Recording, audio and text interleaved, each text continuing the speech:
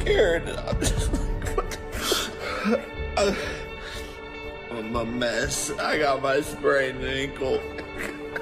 That's the whole point of this fight. It creates conversation, barbershop conversations, taxi conversations, airplane conversations, and that's what we want. The more people talking about the fight. The atmosphere swung from thunderous cheers to shocked silence, and right back again in the span of just a few heartbeats as Anthony Joshua versus Jake Paul was framed as a true clash of eras, pitting a battle-tested heavyweight champion looking to reclaim his dominance against a social media-born fighter who has spent years turning spectacle into real boxing legitimacy. By the time the final bell sounded, the internet erupted with clips, reactions, and non-stop debate breaking down every second of the fight. In the hours afterward, both fighters finally spoke out, each with a blend of honesty, restraint, and quiet defiance, making it clear this night meant far more than just a result on a scorecard. At the end of the day, I'm a kid with a big heart that wants to change the world, disruptor, and I never took no for an answer, and I'm just chasing my dreams, having fun, and living the American dream, really. It's a testament to hard work and every single day dedicating yourself to a craft, pushing through when you don't want to be there, and it all pays off in the long run, and believing in yourself, setting goals that people think are impossible. That's really what my story is all about. There is a distinct quiet that settles after a major boxing night, not true silence, but a weighted pause before chaos gives way to order. As trainers assess damage, doctors move through the locker rooms, and both camps retreat behind closed doors. And when the first public words finally emerge, they are raw and personal, shaped by exhaustion, earned respect, and the controlled intensity only elite fighters possess. Anthony Joshua's initial message felt like a man taking stock of everything the bout demanded and exposed, the missed opportunities, the rounds that slipped away, and the moments destined to be argued over for years. While Jake Paul's response blended confidence with genuine vulnerability, reflecting on the emotional whiplash of the night, the loneliness of a ring, the surge of the crowd, and the unforgiving scrutiny that follows every disputed moment. Yet despite their contrasting tones, both fighters echoed the same themes: respect for the stage, appreciation for the fans, and a shared wish to let the fight breathe in memory before it's reduced to a single line on a scorecard. Skills. He has a very side-on stance, tries to practice the Philly shell, and I think Jake has a chance that is slim to none. Appreciate it. All good? Thanks, Marco. Thank you very much. See you guys.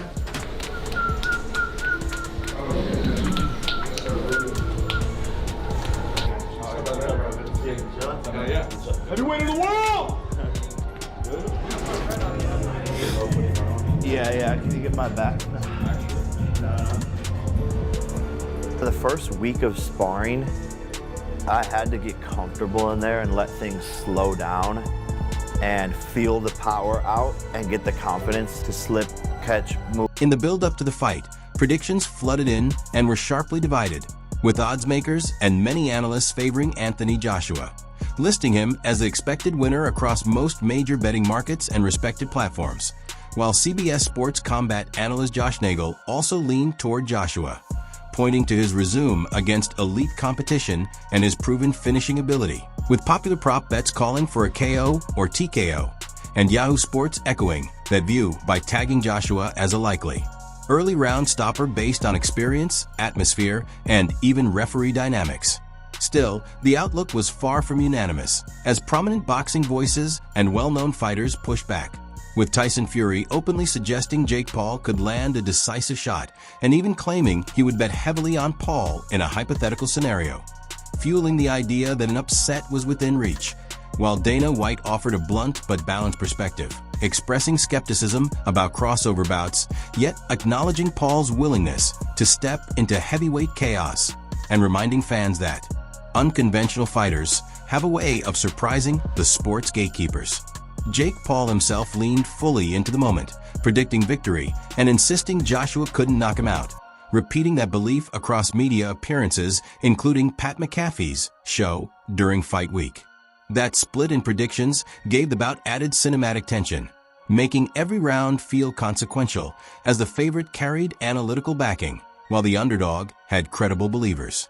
After the fight, Analysts did what they always do, with some walking back earlier takes, others standing firm, and many praising moments that exceeded expectations.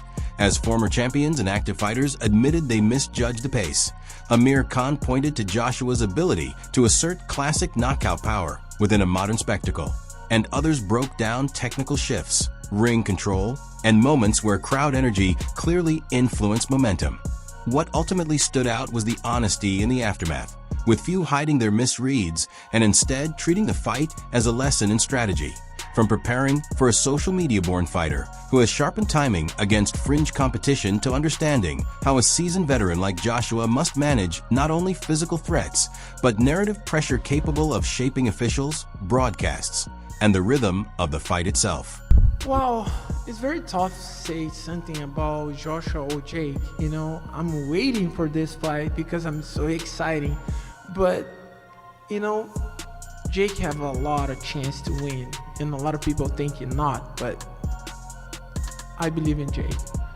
I mean, Joshua is the best fighter and have a lot of experience in boxing. You know, he's a heavyweight guy, but Jake improved a lot, and the people need to respect both, you know, because it's not everybody have a, sorry my language, but have a balls for come inside the ring. And from the opening bell, the fight established an urgent, electric rhythm, with early flurries hinting that Jake Paul's unconventional aggression and awkward angles could create openings, while other stretches settled into classic heavyweight fundamentals built on reach control, disciplined jabs, and thudding combinations. Moments that looked ordinary on replay felt massive in real time, like a compact uppercut that made the arena collectively gasp or a brief stumble that subtly swung momentum for an entire round. In the aftermath, both fighters addressed those turning points with respect, as Anthony Joshua's camp pointed to effective jabs and power sequences, while Jake Paul's team highlighted gritty infighting and a level of ring confidence that defied his non-traditional rise.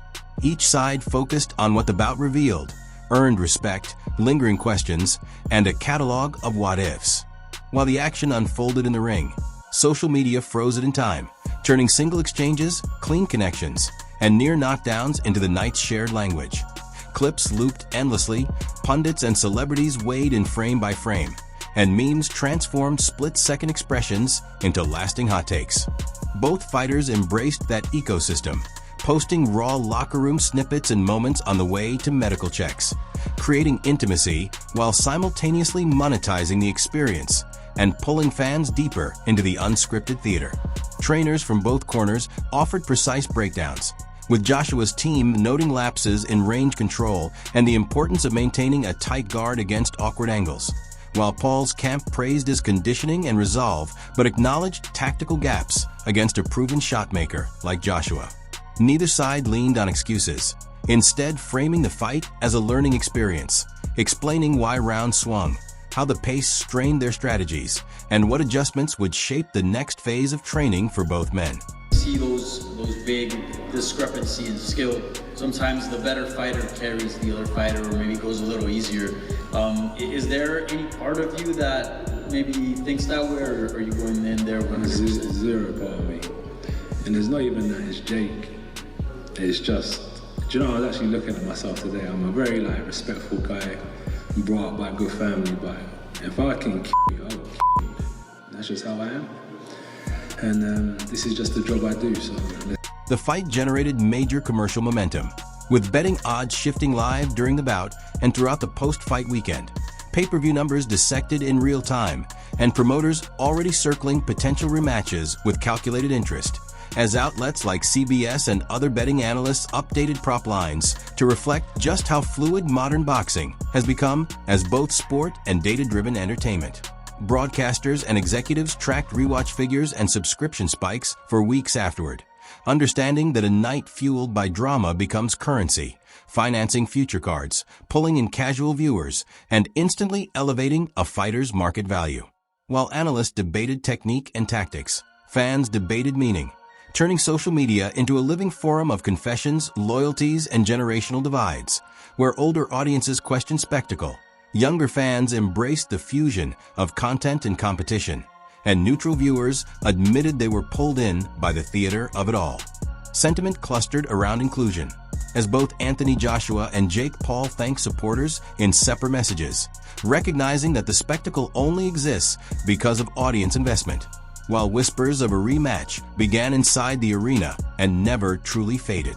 For promoters, controversy drives commerce, and a rematch practically markets itself, with both camps staying publicly non-committal in a familiar negotiating posture designed to test demand while keeping leverage high, as insiders understood that unanswered questions fuel repeat business. Both fighters left the door open, stressing health checks and recovery first, subtly shifting focus back to long-term welfare over short-term narratives, even as the story continued to build. Nights like this recalibrate careers, adding another layered chapter to Joshua's journey of titles, setbacks, and reinvention, while serving as a defining pressure test for Paul's rise built on attention and tangible results.